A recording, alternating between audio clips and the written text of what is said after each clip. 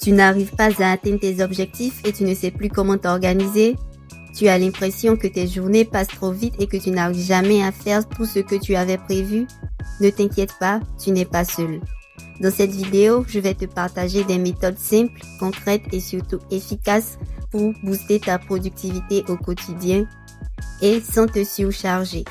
Que tu sois étudiant, salarié, entrepreneur ou sans activité pour le moment, tu repartiras avec des outils pratiques pour mieux t'organiser et avancer plus vite vers tes objectifs.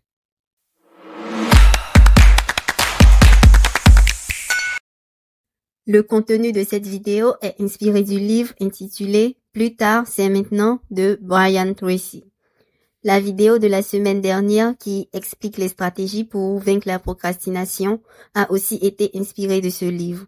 Si tu ne l'as pas encore regardé, je t'encourage à le faire. Première méthode pour booster ta productivité, la règle des 80-20 ou la loi de Pareto. C'est une loi qui stipule que 20% de nos actions produisent 80% des résultats. Si tu utilises la majeure partie de ton temps pour effectuer des tâches à faible valeur ajoutée, ne sois pas étonné de ne pas atteindre tes objectifs. Il faut prendre le temps d'identifier les tâches qui auront le plus d'impact dans l'atteinte de tes objectifs et les réaliser en priorité. La loi de Pareto marche également dans l'autre sens. Donc, 20% de tes distractions peuvent causer 80% de ta perte de temps. Autrement dit, une minorité de sources de distraction te font perdre la majorité de ton temps. Deuxième méthode pour booster ta productivité, la méthode ABCDE. C'est une merveilleuse méthode d'organisation qui peut faire une grande différence dans ta vie. Avec cette méthode, les tâches sont classées par ordre de priorité de A à E. La priorité est définie en fonction des conséquences potentielles de la réalisation ou de la non-réalisation d'une tâche. Il faut se demander quelles sont les conséquences de faire ou de ne pas faire ceci. Sont-elles petites ou grandes? Les tâches les plus importantes sont celles qui ont les conséquences les plus graves. Une tâche a des conséquences importantes. C'est quelque chose que tu dois faire. Si tu ne le fais pas, tu auras des problèmes. Une tâche B est importante, mais les conséquences sont moins graves que celles d'une tâche A. Une tâche C est une tâche qu'il est agréable de réaliser, mais qui n'a pas de conséquences. Une tâche D est une tâche qu'on peut déléguer et une tâche E est une tâche qu'on peut éliminer si l'on manque de temps.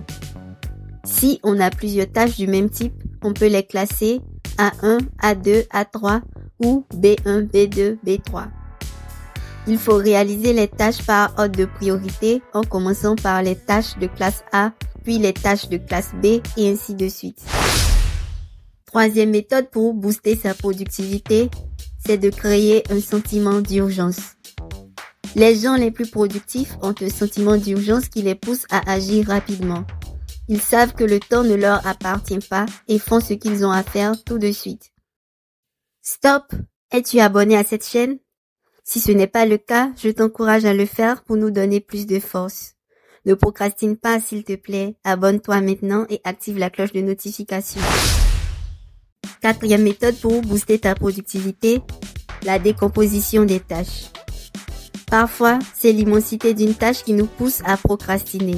On se dit que la tâche est tellement grande qu'on n'y arrivera pas. C'est pourquoi il est bénéfique de découper les grandes tâches en de plus petites et les réaliser une à une. Par exemple, si tu as un exposé à présenter, tu peux découper cette tâche en de plus petites telles que faire des recherches sur le sujet, définir le plan, rédiger le support de l'exposé et préparer la présentation orale. De cette manière, tu seras plus motivé en voyant que tu achèves les petites tâches au fur et à mesure. Cinquième méthode pour booster ta productivité, c'est de t'occuper d'une tâche à la fois. Quand on est en train de travailler sur une tâche et qu'on est interrompu, il est parfois difficile de se concentrer à nouveau. Et même si on y arrive, on perd du temps en le faisant parce qu'il faut se rappeler de là où on en était. Il est déconseillé d'effectuer simultanément des tâches qui font appel aux mêmes parties du cerveau. Par exemple, lire un livre en regardant un film. Je rappelle les 5 méthodes abordées dans cette vidéo. 1. La règle des 80-20 ou la loi de Pareto. 2. La méthode ABCDE. 3. Le sentiment d'urgence. 4. La décomposition des tâches. Et 5. Une tâche à la fois.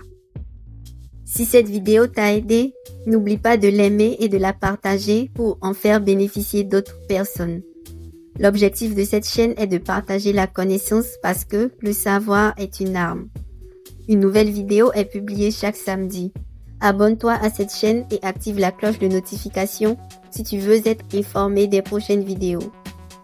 Et toi, quelle est ta meilleure astuce pour rester productif? Dis-le en commentaire car ton avis compte. On se retrouve samedi prochain pour une nouvelle vidéo. En attendant, prends soin de ton temps car c'est une ressource rare.